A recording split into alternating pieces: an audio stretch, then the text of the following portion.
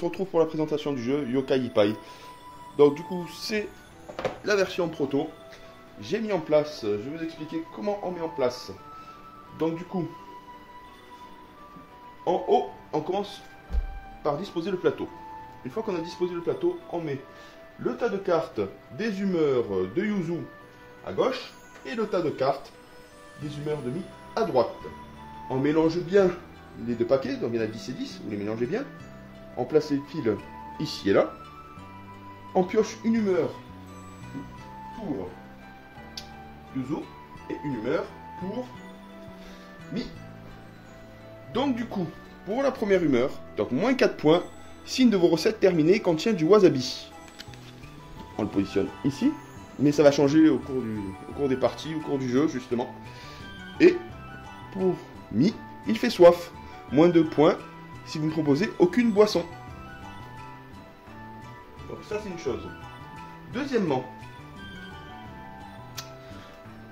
on récupère la carte dernier jour.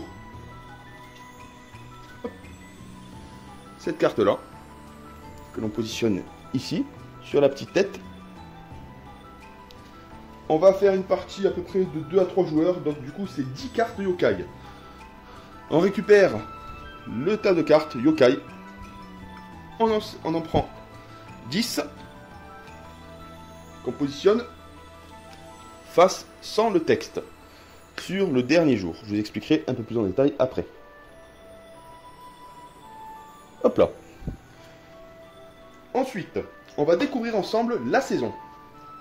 Donc la saison, il y a 4 saisons, printemps, été, automne, hiver. On mélange les 4 qui se trouvent ici et on retourne la carte pour découvrir la fameuse saison. On va jouer sur la saison du printemps. Ensuite, dans la carte, dans les cartes événements que vous voyez ici, on récupère la carte événement Baku.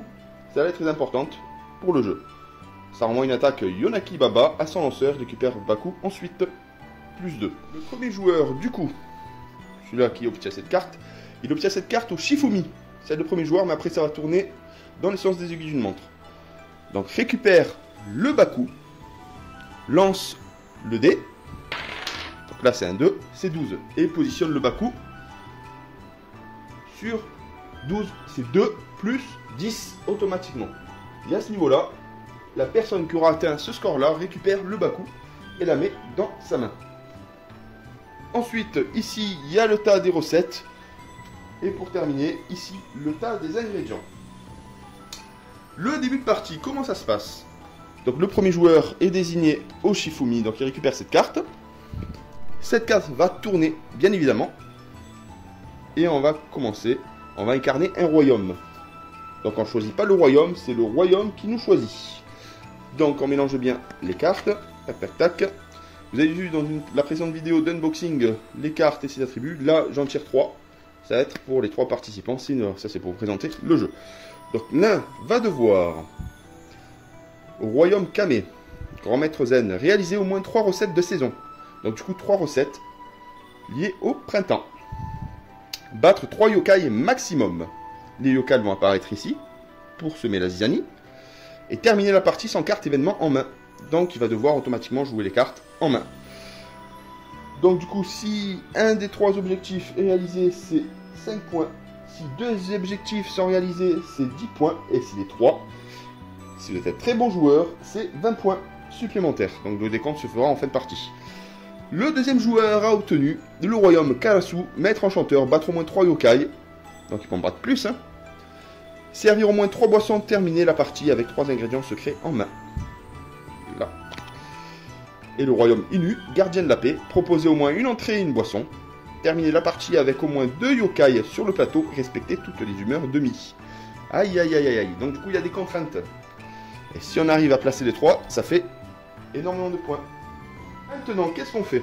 Chaque joueur reçoit 3 recettes. Donc là on va faire pour un joueur, pour montrer 3 recettes. Donc là vous avez petite recette. Recette à 4 points. Onigiri au tofu frit. Il faut 2 riz, une algue et 2 pois. Après c'est un dessert. Là par contre, il n'y a pas de... Comment vous expliquer? Il n'y a pas de problème, ça peut être joué. Ça n'engage en rien. Ici, c'est une recette automnale ou hivernale. Et une recette hivernale. Sur les cartes, on peut voir les ingrédients nécessaires à cette recette. Et le petit point rose que vous voyez là. Ce petit point rose, justement, permet, une fois la recette placée, complète, d'avoir en illimité cet ingrédient-là. Donc ça, c'est vraiment intéressant. Donc là, illimité, c'est le riz. Là, c'est les haricots rouges. Et ici, c'est le navet. Il récupère 3 cartes recettes ainsi que 7 cartes ingrédients. 1, 2, 3, 4, 5, 6, 7. Regardons un peu ce qu'on a en main.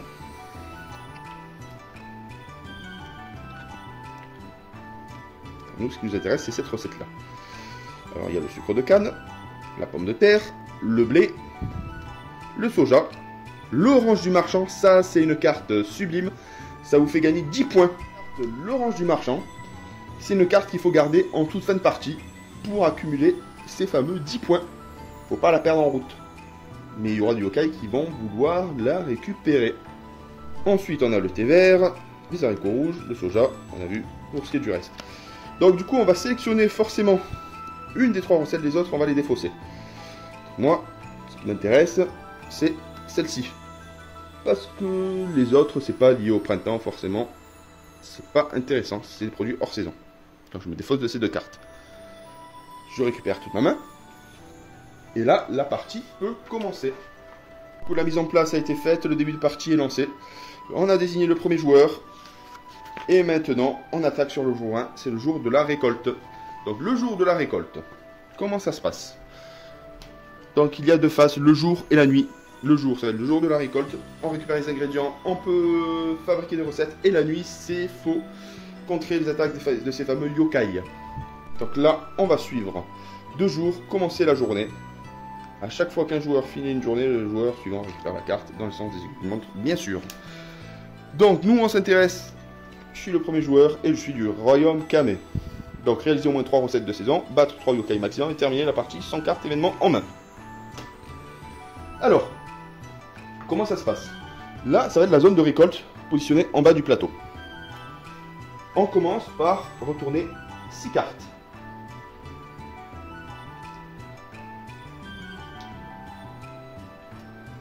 Je garde un peu. 1, 2, 3, 4, 5, 6. Oh, là, c'est intéressant. Il y a 3 possibilités, 3 actions à jouer. Voire plus. Mais là, les 3 actions principales, je vais vous les expliquer. Donc, du coup, les actions possibles. La première action, c'est un échange avec un produit présent sur la zone de récolte et ceux qu'on a en main. Alors, pour pouvoir faire un échange, c'est tout simple. Il faut automatiquement qu'il y ait un produit ici, identique à celle de votre main. Donc là, on regarde. Ah, les petits pois. Donc le soja. Donc le soja, c'est bon. Le soja, c'est bon. Et là, il faut du soja, forcément. Mais on va prendre là. On va jouer sur. Tac, tac, tac. Donc le soja, c'est bon. Du coup, je vais changer le soja que je positionne sur la seconde ligne. On peut avoir jusqu'à 12 maximum. Et après, une fois que la dernière carte est posée, le joueur qui a posé la dernière carte remporte automatiquement un point supplémentaire et on passe à la phase de nuit. Donc là, du coup, j'ai échangé le soja pour récupérer cet ingrédient. Donc l'ingrédient secret. Donc là, je mets là et je récupère mon fameux ingrédient secret. La deuxième action possible. Donc la deuxième action possible, c'est piocher 2 produits. Donc pour cela, ça va être différent. Donc là, c'est la petite fioriture du jeu. Là, on doit poser un produit qui n'apparaît pas sur la première ligne pour pouvoir piocher 2 cartes différentes. Donc du coup, là, je peux poser le blé, la pomme de terre, l'haricot rouge qui n'apparaît pas, le thé vert, il n'apparaît pas. Je peux tous les poser, mis à part l'ingrédient secret. Donc du coup, je vais poser, admettons, là, je regarde bien. Donc là, c'est 2 riz, une algue et 2 pois. Donc du coup, je vais poser haricot rouge qui me sert à rien. Je la pose dans la zone basse et je pioche 2 nouvelles cartes. Ah, du riz, ça tombe bien. Troisième action. Si on a automatiquement tous les ingrédients pour la recette, on peut jouer justement la recette. On se défausse ainsi de tous les ingrédients nécessaires à la recette. Mais juste avant, il faut crier Yatta! Je dévoile aux autres joueurs ma recette et tous ses ingrédients, les produits utilisés sans alors jeter, les recettes terminées sans à placer devant soi, face visible, j'avance mon pion sur la piste des points. Donc là, je récupère automatiquement 4 points. Je fais pas attention aux humeurs de Mi et Yuzu. Après, la quatrième action possible, c'est abandonner une recette. Il est possible d'abandonner une recette sous certaines conditions, tant que tu as 0 points. Donc tant que tu as 0 points, tu peux piocher une nouvelle gratuitement. Sinon, tu as le choix entre piocher 2 nouvelles recettes, ça fait moins 1 point, ou piocher 3 nouvelles recettes, ça fait moins 2 points. Il faut garder uniquement une recette en main, on ne peut pas avoir plus d'une recette en main. Les cartes en main sont... Il n'y a pas de limite. Il n'y a pas de limite aux cartes en main, mais par contre, sur la zone de récolte, c'est 12 maximum. Une fois qu'on a positionné le dernier ingrédient, on passe à la zone nuit. La cinquième action possible, se ravitailler. Donc si on a moins de 5 produits en main, je peux utiliser l'action se ravitailler. Elle consiste simplement à piocher 2 nouveaux produits pour en avoir 5. Par exemple, si j'ai que 2 produits, je peux compléter avec 3 autres produits. Et action possible, la dernière, c'est jouer un événement. Mais l'événement se jouera au jour numéro 2. Donc, à la fin de la journée, comme j'ai expliqué, hop, les cartes, admettons les autres joueurs ont positionné, on récupère des produits. Tac. Là, il faut que ce soit des produits bien différents. Sinon, on est embêté. Voilà, donc du coup, ça, la fin de partie. Le dernier joueur a posé le chou. Donc, du coup, forcément, la partie jour est finie. Donc, du coup, on va passer à la partie nuit. Donc voilà les amis, on se retrouve pour la fameuse partie nuit. Donc la partie nuit, c'est l'invasion des yokai. Chaque joueur pioche une carte événement. Tac, donc moi c'est la mienne, admettons.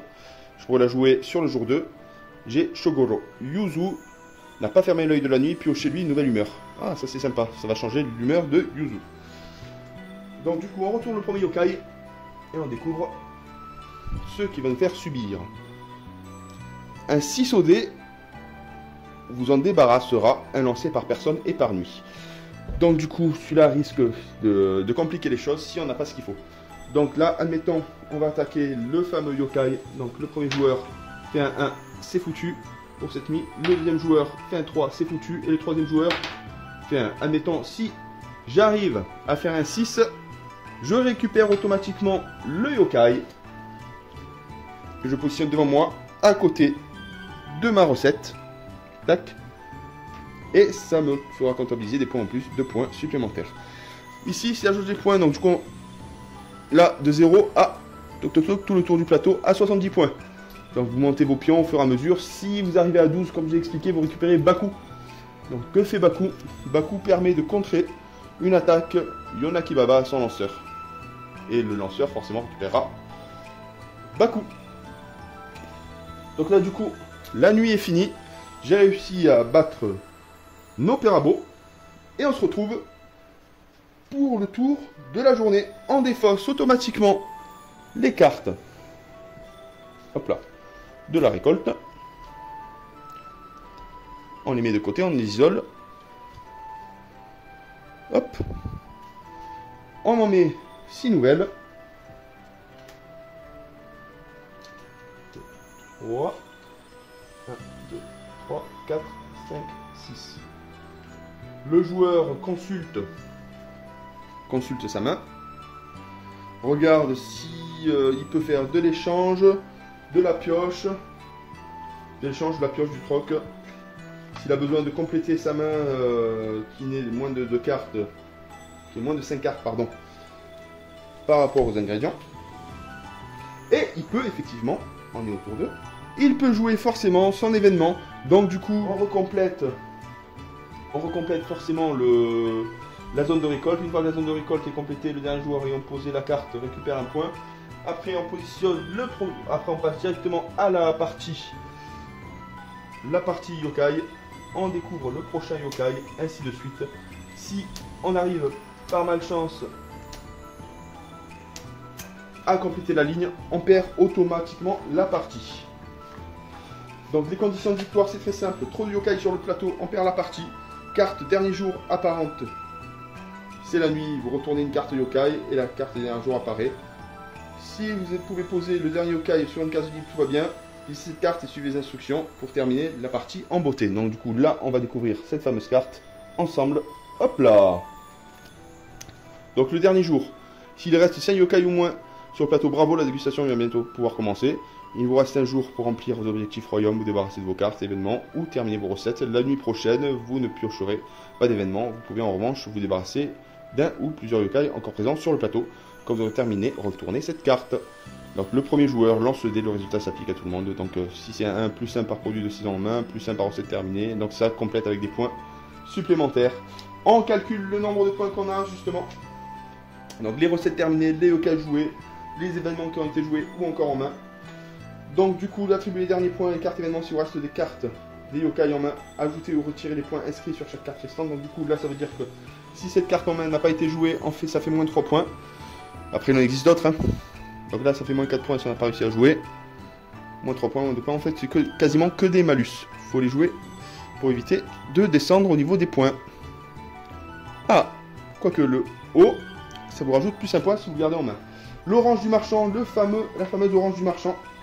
Si on arrive à la garder, c'est plus 10 points pour la personne ayant cette carte en main. Après, on joue les humeurs de Yuzu et de Mi. Donc du coup, ça permet de descendre le nombre de points par rapport aux recettes qui ont été déposées, etc. Et le dernier objectif, on doit lire à tour de rôle les 3 objectifs liés au royaume. Donc là, par exemple, il fallait proposer au moins une entrée et une boisson. Donc du coup, dans vos recettes, il faut essayer de faire ça. Terminer la partie avec au moins 2 yokai sur le plateau. Donc là, c'est pas le cas, mais bon, c'est le cas extrême. Et respecter toutes les humeurs de Mi.